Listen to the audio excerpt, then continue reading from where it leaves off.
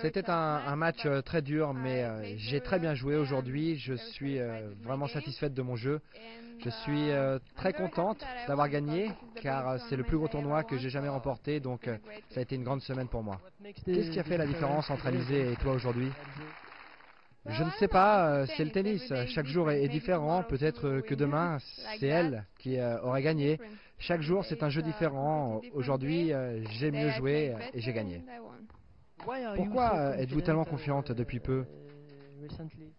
Je ne sais pas. J'ai très bien joué lors de l'US Open. J'ai gagné 3 matchs en qualification, mais j'ai perdu au second tour contre Justine Henin.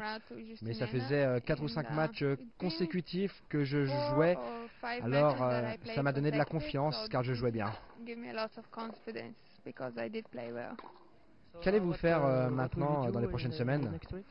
Mon prochain tournoi est au Luxembourg, mais je dois passer par les qualifications. J'espère bien jouer là-bas. Et quel est votre principal objectif pour le reste de la saison? Eh bien, je n'ai pas vraiment d'objectif. Je joue juste chaque tournoi, chaque match, et j'essaye de m'amuser le plus possible.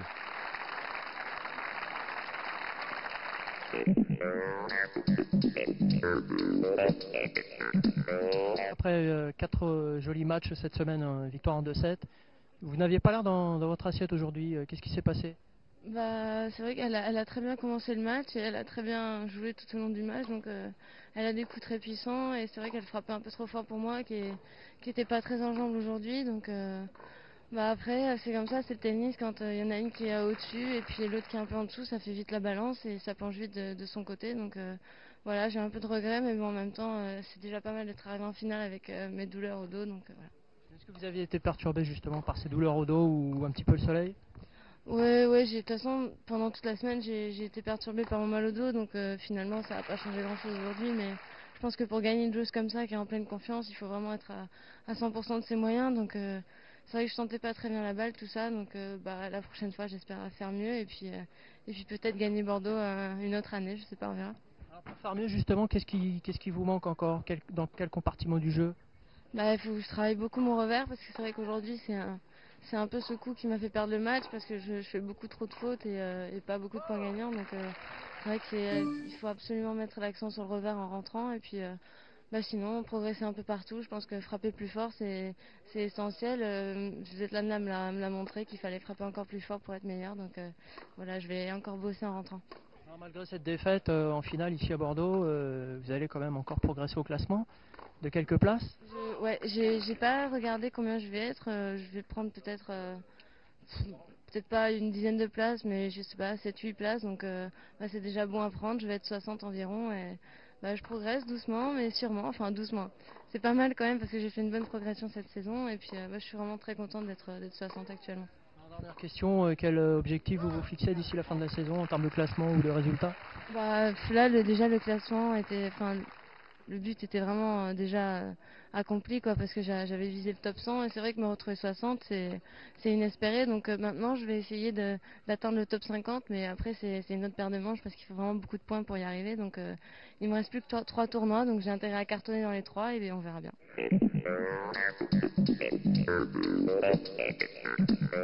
Un petit mot sur Alizé Cornet qui est parrainée donc par Gaz de France et qui a atteint la finale ici. 17 ans, elle monte.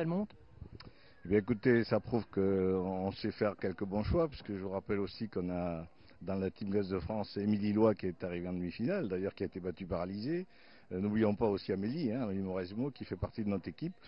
Globalement, cette volonté de Gaz de France de soutenir des gens de l'élite et aussi des gens qui montent, je crois, est une bonne politique.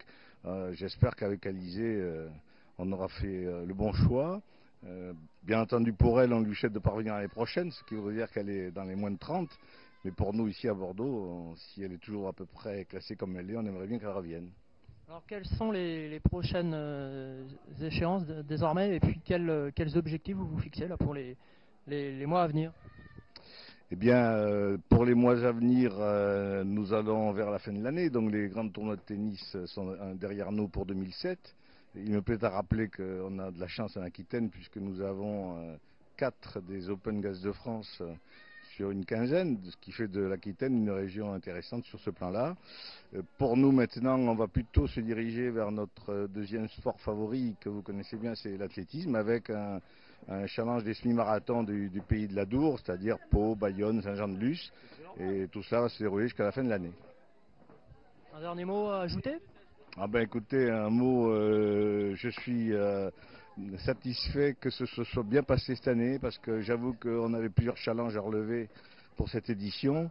Il ne fallait pas être superstitieux puisque c'était la 13e, mais toutefois on avait à d'une part déplacer le site, faire face à l'actualité de rugby et en même temps faire face à une ambition galopante du président du tournoi, puisque vous savez que cette année nous sommes passés de 75 000 $ à 100 000 $ plus H, comme on dit dans le tournoi, c'est-à-dire en étant à un niveau qui fait de Bordeaux un des grands tournois français, voire européens, de ce circuit. Donc il fallait relever 3 challenges la même année.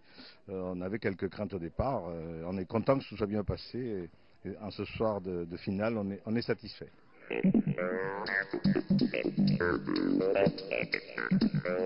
Éric Girard, directeur du tournoi de l'Open Gaz de France de Bordeaux-Aquitaine. Quel bilan là vous dressez de cette édition 2007, la 13e édition? Écoutez, plutôt un bilan assez positif. Je crois que ce déménagement à la Villa Primrose cette année a eu, notamment sur le public, et malgré la Coupe du Monde de rugby, de bonnes répercussions.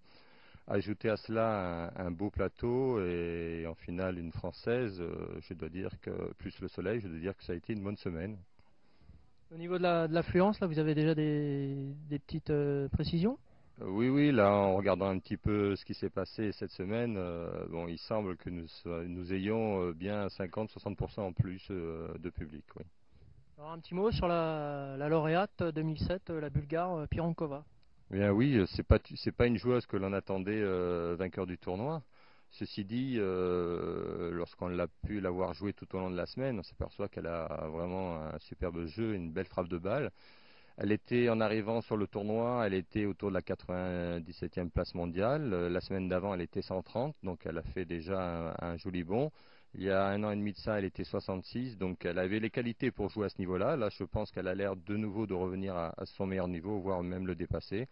Pour battre Alizé dans ces conditions, même si Alizé n'a pas fait un superbe match, il faut avoir un sacré niveau de tennis.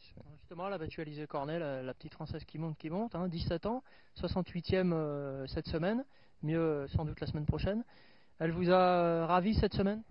Alizé, je la connais, je la vois régulièrement sur les tournois, donc c'est vrai que j'ai suivi avec attention une partie en direct, puisque j'étais à Flushing Meadows avec elle pour les qualifs, et une partie ensuite puisque je suis rentré à travers la télévision. Je dois dire que j'étais ravi de son parcours. Maintenant, ici, c'est vrai que je l'attendais un petit peu vainqueur du tournoi. C'est dommage, elle a loupé la dernière match, ça arrive. Mais je pense que tout le long de la semaine, elle a montré, malgré ses petits problèmes de physique qu'elle avait, qu'elle était celle qui, parmi les Françaises, avait le plus gros potentiel, ou du moins un des plus gros. Alors un dernier mot à ajouter peut-être? Mais écoutez, non, mis à part que je suis vraiment assez satisfait de cette semaine. J'espère que l'engagement que nous avons avec Gaz de France sera prolongé dans les années à venir, et puis également avec l'ensemble de nos partenaires. Et puis j'espère vous dire à l'année prochaine. Gaz de France, partenaire du tennis féminin depuis 16 ans.